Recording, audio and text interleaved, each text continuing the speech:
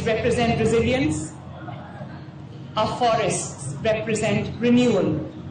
Where once forests stood silent and vulnerable, they now rise in strength and vigilance. Millions of trees have been planted in less than a year. River corridors have been restored and wetlands revived to act as natural lungs and buffers against climate extremes.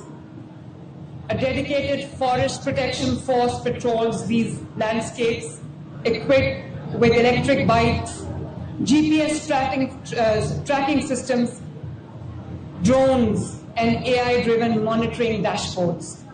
Advanced thermal imaging and early warning sensors detect heat and smoke before the fires spread, giving forests a shield of foresight as well as fires.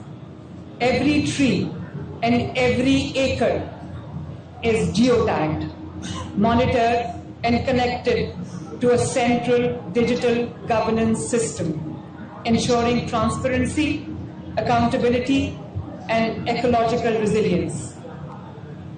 Once the cry of the wild in Punjab was fading, the rivers had grown silent, the forests were shrinking, and the flight of our birds had become a rare sight.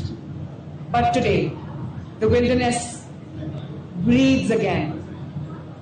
Under the Punjab Wildlife and Biodiversity Revival Programs, we have launched the most ambitious rescue, rehabilitation, and conservation movement in Pakistan's history, a renaissance of compassion and coexistence.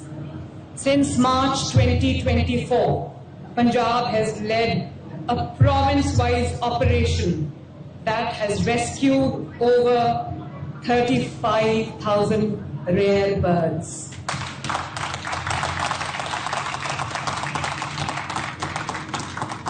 And that has rescued 700 animals. With the first ever dedicated bear rehabilitation, the enclosure that we set up at Lahore Safari providing sanctuary to 23 rescued bears, cute ones. For the first time, AI-driven drone surveys are mapping wildlife habitats across the province, while Pakistan's first ever black buck drone census, the first of its kind in the world, has set a global benchmark in conservation science. Through an AI-based wildlife consensus being conducted in partnership with IUCN, Punjab is building a living digital map of every species across our ecosystem. But beyond the data, ladies and gentlemen, lies a human story of empathy and innovation. We have approved the first ever wildlife rescue rangers force, equipped with rescue vehicles, electric bikes, and again GPS collars to track rehabilitated animals. 3 modern rescue centers and a wildlife helpline now operate round the clock to save injured or endangered species. A new wildlife hospital, the largest and the most advanced in South Asia, is under construction in Punjab, ensuring that treatment and care match the standard of our compassion. Ecotourism has been reborn in Punjab. Projects worth over 8.7 billion are transforming natural sites into model nature destinations, while new zoological and biodiversity parks are redefining how people experience nature responsibly. Punjab has also strengthened justice for wildlife. The Punjab Wildlife Act and Protected Areas Act now includes special courts, whistleblower protections, and penalties up to 7 years imprisonment, and 5 million rupees in fines for cruelty or illegal trade. Something I'm really very, very proud of. A new wildlife force of around 600 officers, 25% of which are women, now enforces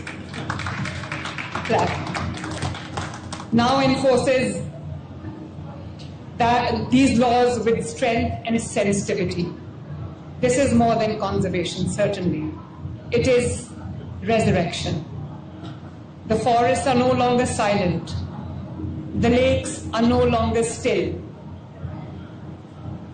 The heartbeat of the wild has returned to Punjab. Because in every rescued bear, in every rescued animal, every soaring black buck, and every child walking through a safari with wonder in their eyes, we see not just wildlife restored, but humanity renewed. True resilience begins with governance and ends with justice. I personally chair the Punjab Climate Council, bringing together every department from energy to irrigation under one coordinated framework.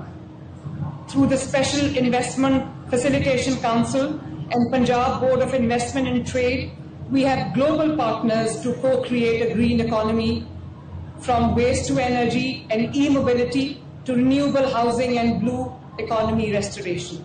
Excellencies, from the heart of the Amazon to the plains of the Indus, from the glaciers of the north to the deltas of the south, one truth resounds.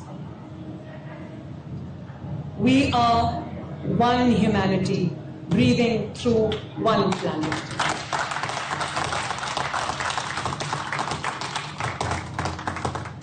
Our world may be divided by geography, but it is united by breath. The air that leaves the Amazon reaches the Himalayas. The melt of one glacier feeds the river of another land. In the shared breath lies our shared destiny. The earth does not need saving, we do. Because the true measure of leadership today is not power over others, but partnership with nature. Let us rise together, ladies and gentlemen, not as nations divided by borders, but as custodians bound by shared purpose. Let COP30 not be remembered as just another conference, but as a covenant of will, a turning point where moral courage meets practical action. Let this be the decade when humanity rediscovers its balance with nature, its humility before creation, and its hope in each other. In each other, ladies and gentlemen.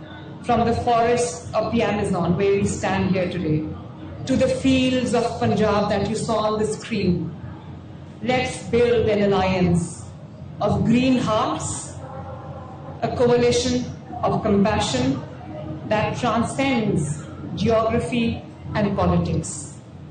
Let every ton of waste turn to energy, every girl train in climate innovation, or every child for that matter train in climate innovation, and every tree planted in a forgotten village become part of one shared legacy. A planet renewed by justice and humanity. Because in the end, the planet will endure, but our compassion will redefine what we do. Let us move from recognition to reconstruction, from pledges to partnerships, from despair to determination, from Belém to Punjab, from river to rainforest. May we breathe as one, may we build as one, may we rise as one for our shared tomorrow, for our shared planet. if the 21st century is to have meaning, let it be known as the century when humanity finally made peace with its planet. But let it also be known as the moment when the global South found its voice not in protest but in purpose. The time has come to redefine the balance between the global North and the global South, not built on aid but on accountability, not on pity but on partnership. The global North must lead with responsibility and global South with innovation and resilience. Together, we can turn historic inequality into shared purpose and shared purpose into planetary survival. When nations that suffered the most, yet contributed the least, stood up not as victims of climate change, but as leaders of climate justice.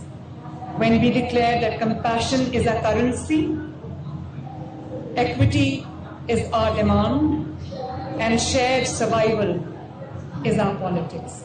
At COP30, ladies and gentlemen, let the global South rise together, united in resolve, equal in dignity, and unstoppable in belief that climate action is not charity, it is justice. Thank you very much, ladies and gentlemen.